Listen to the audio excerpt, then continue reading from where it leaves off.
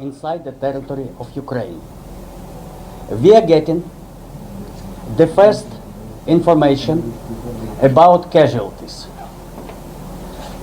among our soldiers and among civilian population.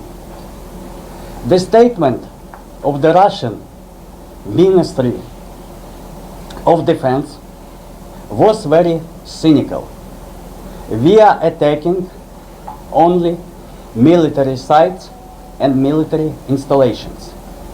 But we have faced civilian casualties even on the outskirts of the capital. There is fighting in some areas. According to the information of our Ministry of Defense, Ukrainian side shot down 5 Russian fighter planes, 2 helicopters. We destroyed 2 tanks and several trucks. Information is continuing to come. In spite of these assurances of the military, of the strikes on the military sites, there are reports that Russian troops are crossing the border. I have special case. The relatives of my wife live just 15 kilometers from the Russian border. Early in the morning, they were waken up by some explosions on the territory of Ukraine. In the border area, Russia attacked a lot of Ukrainian checkposts and border posts. Ukraine already is introducing the military state. We are starting mobilization of the reservists.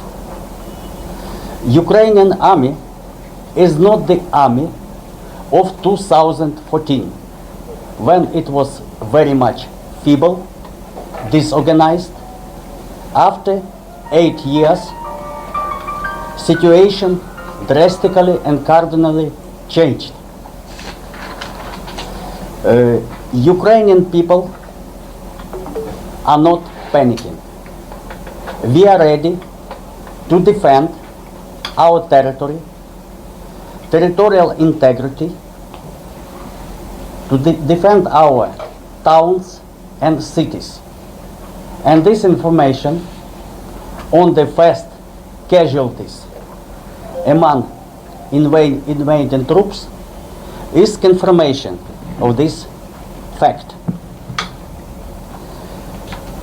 This aggression, it was not predicted by anyone. Sober-minded people could not expect it. Up to the last moment, the world was hoping for the peaceful solution. Up to the last moment, our president was repeatedly asking for bilateral negotiations with Russia. No response. Now we can see the clash of democratic country. Ukraine is like India, democratic country, and totalitarian regime. Now, I am ambassador to India. Of course, the position and the task of every ambassador is to make the position of the country of his state more favorable to our case. The special case is the India. You know that India is United Nations Security Council non-permanent member. India is very influential global player. I am dealing with India from my young student years. And I know a lot about the history of your diplomacy. You had such bright guys like Chanakya, or otherwise he is called Kautilya, approximately 2,400 years back, when on the major part of Europe there was no civilization. And even those days you had qualified diplomacy. Let's go into your mythological stories. Just remember Mahabharata, which according to some reports, the war happened in 3102nd year before Christ. Even before Mahabharata war, there were active attempts of solving this conflict by peaceful means. Unfortunately, in Mahabharata case, it was not so successful, but I am hoping that in our case, it should be much more successful. Don't forget that India, for many years, was and still the leader of non-alignment movement. Non-alignment movement was created in the time of the Cold War just to prevent world tensions. It was based on the principles of peace. Don't forget that India was among architects of the world famous 5 principles, Panchashila. That's why at the present moment we are asking, pleading the support of India. India is the powerful global player, and in case of aggression of totalitarian regime against democratic state, India should fully assume its global role.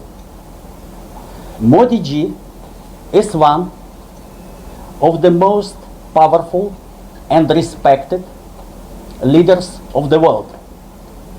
You know that you have special, privileged, strategic partnership with Russia. I don't know how many world leaders Putin may listen to, but the status of Modi ji makes me hopeful that in case of his strong voice, Putin at least should think over. We are expecting for much more favorable attitude of the Indian government in this crisis situation. It's the moment of truth, moment of destiny. I am following all the reports on the site of your ministry, and the latest advisory to your citizens in Ukraine was just not to go out, not to go to Kiev, and recommendations and the statement of your Ministry of External Affairs was that India is closely following development of events. We are deeply dissatisfied with this position. What does it mean, closely following or more closely? Now 10-15 people are killed. When hundreds or thousands will be killed, in this case, what will happen? Is following more closely. We are waiting, we are asking, we are pleading for the strong voice of India. In this case, I think that in this case, your Prime Minister can address Mr. Putin. He can address our President. Many times in the history, India played peacekeeping role. You are among the first nations from the point of view of amount of peacekeepers, even of military casualties during peacekeeping operations. That's why peace-loving nation of India, we are asking for your strong voice to stop this war. I don't know what will happen in 1 hour, in 2 hours, after 1 day. Situation may get out of control.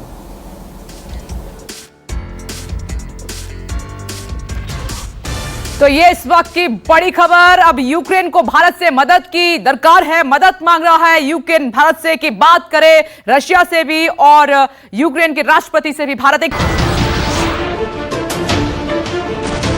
नमस्कार, मैं हूं मानक गुप्ता। अगर आपको हमारा ये video पसंद आया हो तो इसे लाइक और शेयर जरूर करें और हां, हमें सब्सक्राइब और फॉलो करना ना भूलें ताकि आप देश और दुनिया की कोई खबर मिस ना करें। तो जुड़े रहिए हमारे साथ और देखते रहिए News24।